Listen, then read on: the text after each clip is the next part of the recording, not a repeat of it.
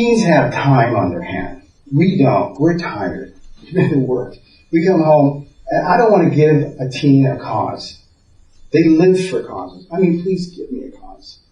Because you see them on this. That's why you get the young people rebelling and protesting. They love a cause. And I don't want to give my kids a cause. That's why I'm workable on many things. I don't want to say no. Now, I will fight with you about who your friends are. I'll be all over that. Because that will ruin you very quickly. Pat Metheny, his parents, he went to his parents and said, I want to buy a guitar. They said, you're not going to buy a guitar. That's what the drug users and all that kind of stuff. And so he says, that just made me want to get a guitar. I mean, that's all I can live for now. I'm going to get myself a guitar. Why? Because they said no. Okay. And so he went and got a guitar. Now, in this particular case, his rebellion turned out into a pretty lucrative situation, didn't it? You guys know Pat Metheny? Jazz guitarist? Well, he's world renowned and he makes a lot of money doing the thing that he rebelled in. And his parents were the ones that fired him up for it, gave him a cause. It's a whole new way of making music that starts with a little boy growing up in Missouri. By the time I got to be 10 or 11, the last thing on earth my parents wanted me to do was play the electric guitar, which made it irresistible to me. So. And Metheny's playing became irresistible to audiences. He's become one of the world's leading guitarists and has won 17 Grammys.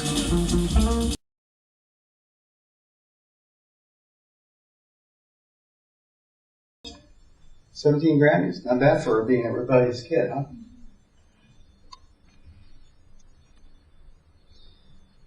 So we want to avoid giving them a cause, because if they do, you're all over it. So that if you're gonna fight a battle, fight the ones that matter, the big three. The rest is negotiable. Let's work out a deal. Let's make a deal. I'll tell you what. You either delay legitimately, or you say as soon as you do this, then you can do that. Now, you guys got any situations that you want me to try to throw at me and see how would you handle this one? Yes. When I start dating. Absolutely. Absolutely. As soon as you're 16, as soon as whatever, as soon as I know, and yes, you can. You got to be 16, and then here's some things that come along with it. I need to know you put your conditions in. So I'm saying yes. Because when you say no, what do they hear? No for the rest of life. You can never, ever date. When you say no, you can't. And I'm going to talk about what you do about that, how to avoid that panic. But you give them specifics in terms of what the no means. So then they'll be more workable with the no. But yeah, of course, we want you to date. We're glad you're wanting to date. Talking to you after you graduate isn't... Talking when you're 40? No, that's not going to work. That's a bit long. But it starts the conversation, and you're saying yes up front, but then we got to have some conversation. There's some conditions, and so it's like, okay, so, as opposed to saying no, and then here until you blah blah blah, because you lose them at the no. Conversation's over. So I say, yeah, let's talk about that. Yes. I don't want my daughters to date. Ever?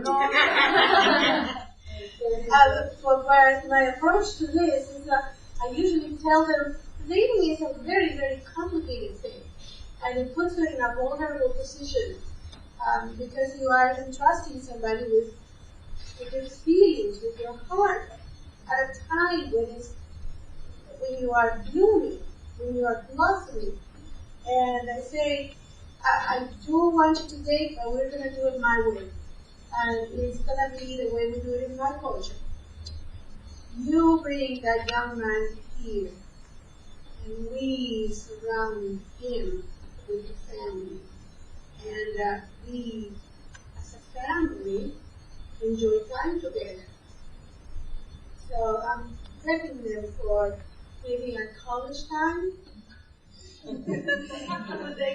But here's the thing. My culture is different. What I'm hearing you say is that, yes, you can date.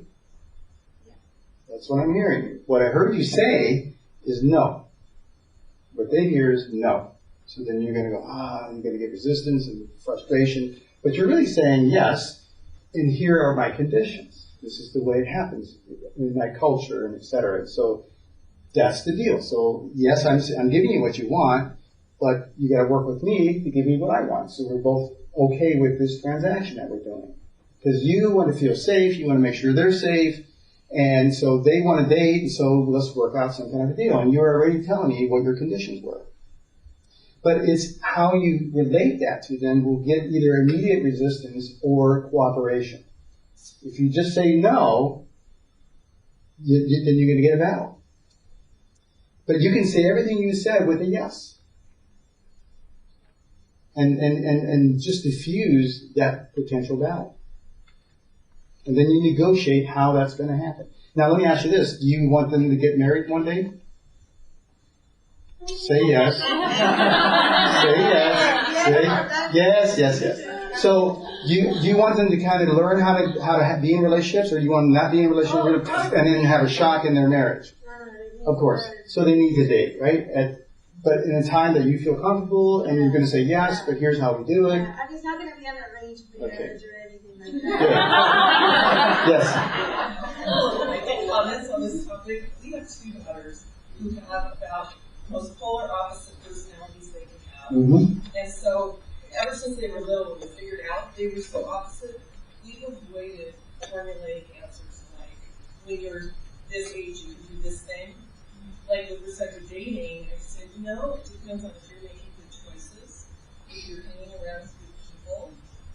Those kinds of things will depend, help us decide those things when we get to those stages in your life. Because 16 might work for one kid, but it wouldn't work for another one. 15 might work for one, but it wouldn't work for another. And also, I've learned, a generational thing, what they call dating today is not what I called dating years ago. When our older daughter was in 9th grade and she came home and she said, Chris and I decided we're going out. And I said, oh my gosh. So I was purring and we're talking to my husband, like, okay, we have to give the boundaries and blah, blah, blah. We had all these talks with her. Going out really turned out to be nothing. Nothing. I mean, nothing. I mean, they talked to each other one day in PE and he said, do you want to go out? She said, yes. He never went any other invitation. Right. Never. But they went out. Okay, so you need to get straight on your definitions. If you don't know this yet, like dating. And to get that information, right? And to get that information, you have to open the conversation. Exactly. To talk. And I said to her, so what does that mean? Yeah. And I just kept talking to her. So you didn't say no right away? No. I said, well, he's 2 years older. You're not going in a car with him if he's driving. You can go places in groups of friends, and you will not be in our house alone with him. You won't be in his house alone. But we didn't even get to the point of dealing with all that because he never even initiated going anywhere with her. I thought that's what going out meant, was to spend time with somebody. But that's not necessarily what they mean. And what we do, what they mean when they say these things. And what we do is we assume that what we think it means is what they mean, and so we go, you mean that? No. We panic in our own mind about what, but you need to have a conversation with them. We didn't just say no, we said let's set the boundaries because we know this was a reasonable young person. Right. So we said these are the boundaries. Right. And we're going to keep talking. And knowing who their friends are makes it a little easier to be more negotiable, right? Because that's the bottom line, is who you're hanging out with. One more and then we'll move on. This is Adolescence for us right now. November 13th, Adolescence. Friends want to go to that stuff, and it's not scary. It's kind of a creepy, nasty place. Especially the type of people that get the code every other time. And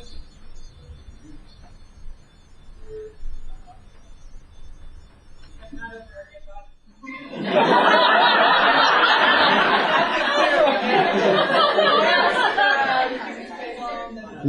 You want to answer that? Partially. I work right next to a guy who's 4 years together. I work with a guy, he's 40, he's been doing it 20 years. He's one of the guys that runs around on the phone.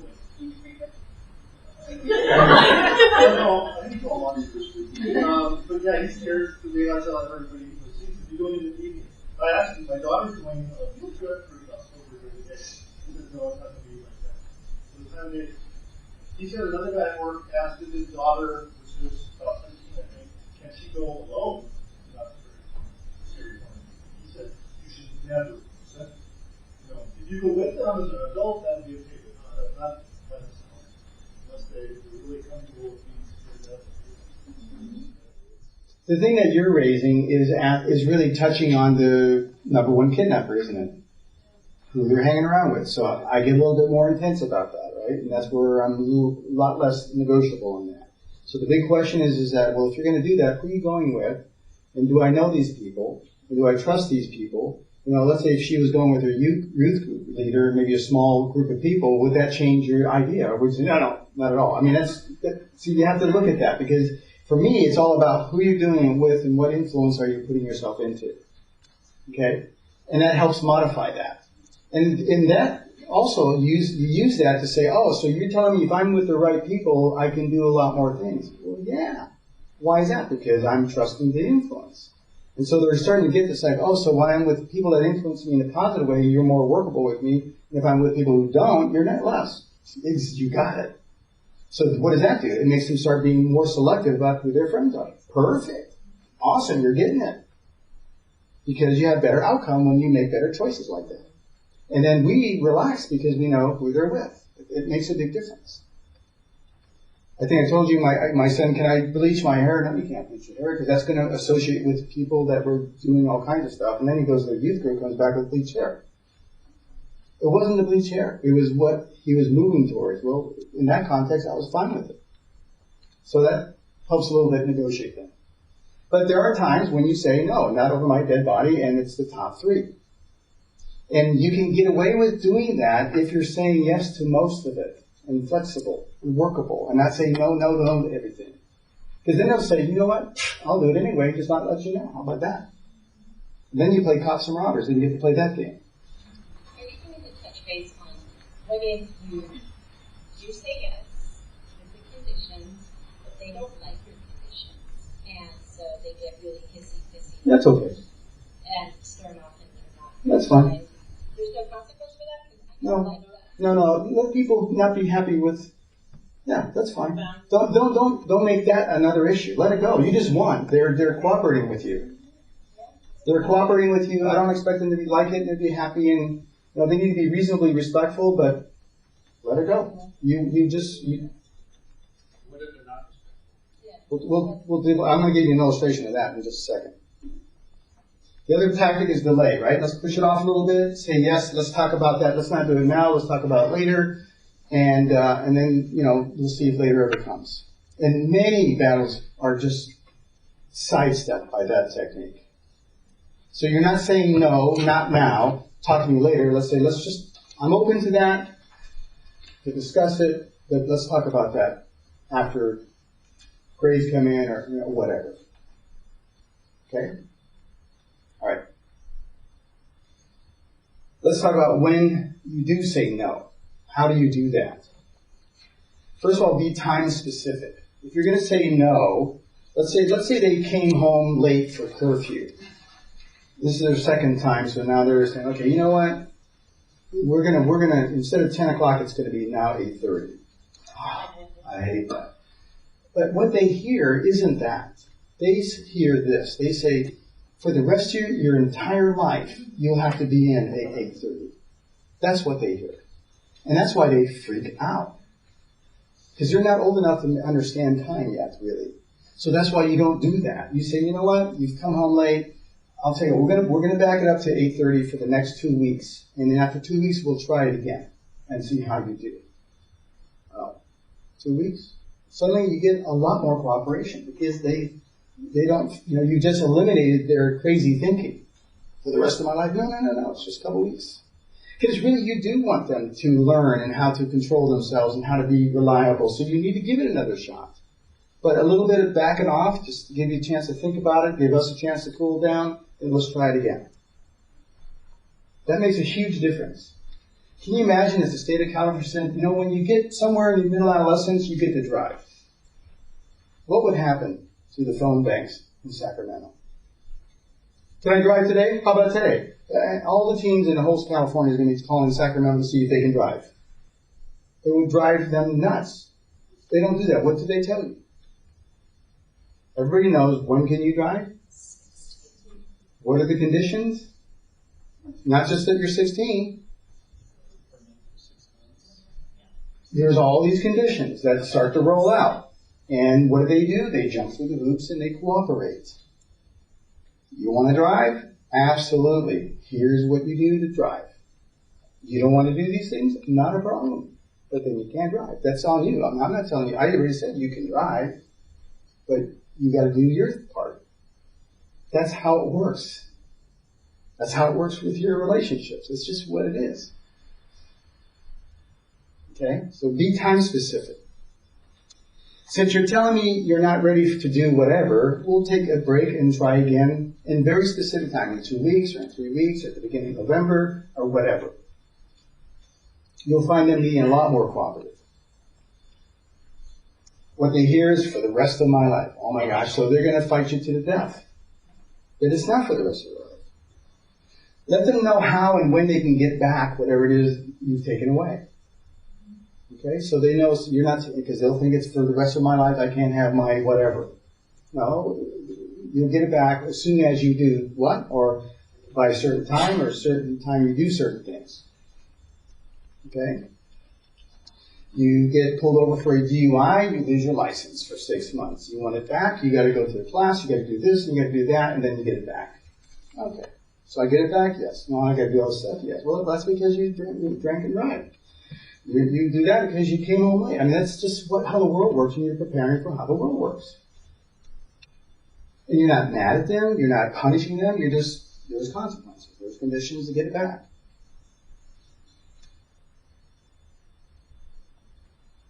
Once you do X, then you can have X. The choice is yours. Now, you have to be reasonable. Like if you, let's say I owned an apartment complex, and I didn't want anyone to rent for me, what would I do? Take down the for sale sign, but people see it's vacancy, what else would I do? Yeah, you want to live here? $3,000 a month. I'm not. So, I mean, that's not reasonable, so you're not going to get any cooperation, right, by anybody. So you want to be reasonable. If you say, come here, live for free, what are you going to get? Too many, and it's going to be a disaster. They're going to ruin your place. So there needs to be, why? Because they don't respect you. They don't care. I mean, so there's that middle ground where you find a nice deal with them, and you work out a deal that makes sense for both of you, not just for one of you. Here's where a teen was really frustrated, and this was actually in the news. Teen who murdered over loss of iPhone video games. She was so frustrated, she actually killed her grandmother. I mean, it can get crazy. And I work in crazy situations where things get crazy. But usually in those situations, it's not fair, it's unreasonable, it's just a nightmare. There's no sense of negotiating or making deals or anything. It's just my way or the highway, and it's just authoritative parenting. Okay? Remember, love and control. Love and conditions. A second tool is increase your time away from home. They need to have more time away from home. They're growing independent. They need to do their own thing. So they need to, get away from you. Spend time away from you. You do it in little increments. Imagine them being in the pool. They want to dive off to high dive. No. First, let's sit on the shallow end and put your legs in. And then you can be on the steps. And then you be in the shallow. And then you work your way to the deep end. Then you can jump in. And then you can go to the next. I mean, you got to let them have time away from home. So there's nice, safe ways to do it, and that's we've kind of built that into our Christian culture, where you have camp. You have ways to, in a safe way, have kids leave, spend time away. Now, when they leave, you want to know where they're going, and the big number one thing that you want to know about is what? Who they're hanging out with. That makes all the difference in the world. Okay? And if I'm not knowing where they're going, I'm not comfortable, because that's my big one. Dad only wants to know who we're with. Yeah, that's me. I'm crazy about that. I'm not crazy about earrings and color hair. I can work with you on that. But this, I'm crazy about. And they were very cooperative with me because of that. Because I was saying yes to many, and a few I was saying no. Not over my dead body. The third one, increase responsibility. they're getting more independent, but they also need to have more responsibility. There was a time when Jordan was 13 years old, and he wasn't still tall enough to put in the CD into our CD player, because it was in this, wall unit kind of thing. And so he could push the button, and the door would come out and put a CD in, and put it in, push it in, and it would play. On one particular time, he didn't know that there was already a CD in there. So he pushes the button, it opens up, he puts a CD in, now there's two, and it won't go in, so he just shoves it in. Okay, well now the CD player is broken. All right. So I didn't yell at him, I didn't get in trouble. We just said, okay, well, what's going on? He said, well, that's a bummer. We'll get it fixed, and we'll just find out how much it costs, and we'll let you know. Is that what happens in the real world? You break it, you don't want to fix it, you buy what? Insurance. Let somebody else pay for it. But who's paying for the insurance? You are. Is that what happens in the real world? Are you shocked or dismayed by that? That's how it works, right? So here he is, 12 years old, you broke it, let's find out how much it's going to cost. Come back, it's like $150 to fix it. Right? Why don't you just buy a new one? Stay with the story. So I told him it was $150, and you just see his face. He was just dying. And I let him die a little bit. Let that sink in. Feel the burn.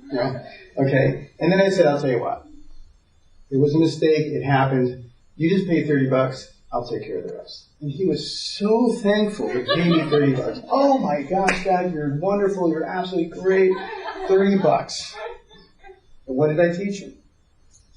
For $30. Yeah, you break it, you fix it, and be responsible, be careful. I mean, that's just how it works. I'm not setting up the thing, you break it, Dad fixes it.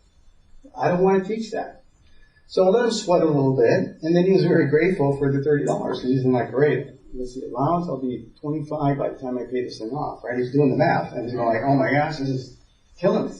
So he was grateful for the $30. So you want to increase the responsibility, which means they do more work around the house. They take care of things if they break it. I mean, all that kind of stuff. Okay? You want to increase their responsibility. Even in the area of money, you give them more, allowance, but you let them pay for things with their allowance that you normally wouldn't. Maybe their clothes or whatever. So they're learning responsibility. And they will make mistakes, so you give them room to make the mistakes without you freaking out and getting all over them. It's part of learning. The other one is, this is a tricky one, but you want to increase your awareness while you decrease your involvement. What we usually do is we get it. They don't want us to be involved, and so we decrease our involvement and therefore decrease our awareness, which is dangerous for them because they need you to be aware. So how do you do that?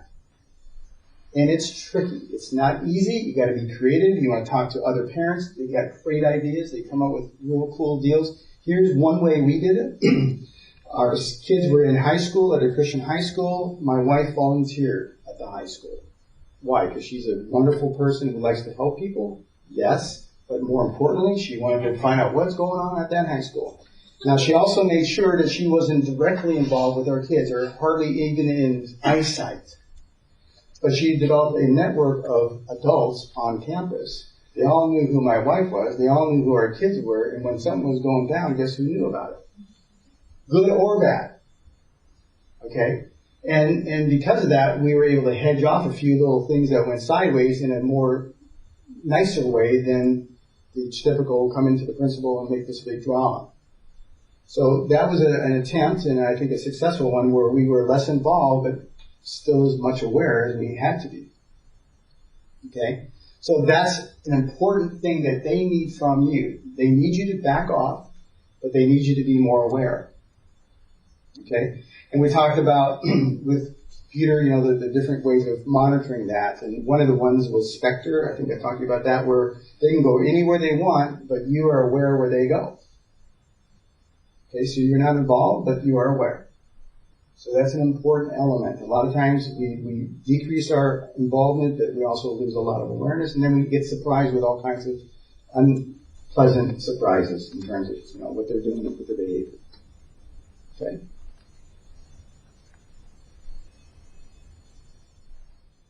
Here's an ad that was in one of the news magazines. It says, "Let them be who they are, but know what they're into."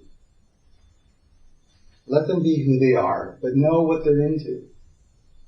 So that might be you're also Googling and being aware they're into something new or maybe a new band or something you don't know. Become aware. So you can head off what's going on. And, you know, they're not going to do all the research you do, and you can say, oh my gosh, did you hear about this? And so you're aware. Okay? And just as it's good for the kids to be able to Google and find out things, for us too. And I just got something in the mail I showed you the other day, just earlier, about how you can limit the iPad and what they do on the iPad. Okay? Support new interests and talents. Remember, they are into new things and try things, and they're like at a smorgasbord where they want to taste a lot of things. And so you want to give them the opportunity because, you know, there's that scripture that says, you know, train them. In fact, I think it's coming up here. Yeah. Train up a child in the way that he should go, and when he's old, he will not depart from it. And there's two ways to look at that. One is to say, train up a child in the way that he should go, which means I know the way he should go, and I'm going to train him in that way. Or train up the child in the way that he should go, which says that, okay, God has a call in his life, and he's gifted this child in a certain way, and I need to figure out what that is so I can train him up so that he will go in that way. And the way you do that is you let them try out things. You know, say, hey, I want to be a drummer. Okay, buy me a set of drums. You can be a drummer, but let's look at another way of doing that. I'll tell you what, we'll rent you the drum for a couple of weeks, and let's just see how that plays out. And if you get into it, then great. Okay, and if not, then we can buy a set of drums. But you want to allow them, you want to encourage them to try new things. Because they're asking the big question, you know, who am I? And they need your help to answer that. And that's why you have all these little groups on high school. The surfers, the athletes, the band, the this, the that. I mean, and everybody's moving around to try to figure this thing out. It's good. It's necessary. And they need your encouragement, not your resistance. But you do it with conditions. Make sense? So they need that. They need to be able to get that encouragement from you. Here's another one. Stop defiant, disrespectful, cold. So let me give you the story. There is a time, and this is where, you know, when you have a mom and dad at home, it's like tag wrestling. It kind of comes in handy. But kids know how to fire you guys up, fire me up. They get us, you know, and a teen's success, if they can make you act like them, they win. Even though if they're in trouble afterwards, it's worth it. To get you to reduce you to a teenager where you're screaming and yelling and acting like a crazy person. That's what they are. And they were able to successfully make you like them as opposed to you making them like you. Okay? So on one occasion, my wife, Gloria, she was engaging my oldest, and they were arguing, and it finally came down and says, just go to your room. It came down to that. So he's off stomping up the stairs. Dum, dum, dum, dum. And then he says under his breath, forgive my language, but he says, bitch. I hear it, my wife hears it, and here comes my wife. Right? After that, and here come I. No! I'm blocking her. Don't, because I'm thinking, what are you doing? Let's just pretend we didn't hear it. Because all he wants you to do is come up to the room and fight there. And you already won. He's going to his room. You got it. Now, if he came up to your face and called you that, different story. But he was just egging you on, playing with you. And with that scenario, we just didn't hear it. So if a tree falls in the forest, does it make a sound? It didn't make a sound. And he didn't pull us into his game because all he wanted to do is, I don't want to go to my room by myself. Why don't you come with me? Let's fight up there. We didn't do that. Okay? So, now if they're straight on, then you need to confront it. Because that's your respect and that's where, hey, look, if you do that, then we're done. There was a time when my son, we were engaged in a little bit of a tiff, and his response was, well, I'll just drop out. Really? You're going to drop out of school? Yeah. I'll just drop out. I said, okay. Then I'll drop out too. And he looked at me like you guys looked at me like, what? I said, I mean, if you're going to drop out, why would I stay in this game? Why would I keep doing all this stuff for you? You're dropping out, I'm out. I mean, all the good things you get from me, we're done with that. I mean, you're basically saying, I'm going to give you zero cooperation. Okay, I'll meet you there. Now, I could have said, you're not dropping out on my dead, and you know, I'm going to pick him up and take him to school all the time. And he's like, well, how we're going to do this? I mean, it's not going to work. They win. So but you hit it straight on. You don't let it slide, because it's a test of the wills at that point. Now, it's not going to happen that often. It usually doesn't, especially if your relationship's pretty decent and you're just going through the normal push and pull of a relationship. You don't have to end up here very often. But sometimes they'll call you and you need to show up. Because if you don't, then they'll say, oh, that worked pretty good. Maybe we'll try that again next time. And then they'll start going for more. Here's another one. Listen, don't lecture or preach. In their teens, they don't want to hear the lecture. They just don't want to hear it. You got maybe 30 seconds to a minute, and then you need to get out. I mean 30 seconds to a minute. So let me tell you a real life example. My son, he was 17 and a half years old. It's 11:30 at night. He comes into my office, which he never does, sits on the floor. Now, at this time, he was dating a girl that was a year and a half older. So he's 17 and a half. She's 19, almost 19. Nice girl, a little older. Sits down and he asks me this question. Hey, Dad, how old were you when you got married? What? And I'm thinking in my mind, what question is that? And I'm thinking, where's your mother? You know, she's up asleep. And I said, I wanted to say, well, let's wait till you ask your mom about that. And the other thought I had was, well, your mom was just turned 19 when we got married, so let's not start with that conversation. So I thought, I was 23, so, well, I was 23. And I'm still very nervous about this conversation. I'm like, what is this about? And I said, why ask? Because, well, me and Lauren were just thinking about getting married. I was actually gripping my chair because I wanted to jump out and say, are you out of your flipping mind? I saw in my mind my hand around his neck up against the wall. You don't understand what you're doing. You're a complete idiot. I'm a therapist. You're nuts. You will not do this. Now, if I do that, what would I have created? A cause. Oh, yeah? You're not going to let me get married? I'll show you. So did I want to create a cause? So I use a technique that's called what I call drop and run. Hear that, drop and run. It's incredibly effective. So here is my drop and run. And it was hard to do it because I just wanted to go, you're nuts. So my response was this, wow, really? You must really love each other. Yeah, we love each other. I said, well, hey, Jordan, you know what? You're almost 18. You're going to be your own person. You get to make your own decision. It's your life. You get married when you want to. You just need to understand that there's two kinds of marriages. He's like, huh? Yeah, there's these really, really long marriages, and there's these really short marriages. And kind of what you're talking about tend to be short. But dang it, it's 11:30. I got to get to bed. I got to get to work. I'll see you in the morning. Get out of there. So he's still sitting in my office with this dropped concept. I didn't stick around to discuss it, to argue it, or to deal with it. Because at the end of that, what does he learn? I'm an idiot. That's a nice term, okay? There's worse terms. I didn't want to leave the conversation with him thinking I'm an idiot. I wanted him to leave thinking about what I said. The only way to get him to think about what I said is to get out of there before the conversation starts. Okay? It's called drop and run. You just drop some things, and you'll learn next week another part of that concept in terms of how that gets developed into late adolescence.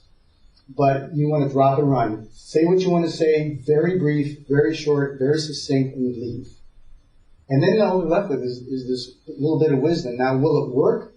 Don't know. What I know is if you stay there and you try to jam it down their throat, you just create the cause, and they're going to show you how they're going to get married or whatever they're going to do that they're asking for. So you drop and run. Okay? And it was hard to do. I was told, I wanted to say all the wrong things. It was just, my nature was just kicking in. But I knew that now, the end of the story is 8 years later, they got married. They have 2 grandkids. You saw 2 of them on this slide last week. Okay? Yes. Then, no, I didn't. I waited till the morning because I also want to have a good relationship with her. So, but I did tell her about it, and she went, "Man, am I glad you were there? I would have not done good with that." Yeah. So, drop and run is a very important technique, and you can use it many places.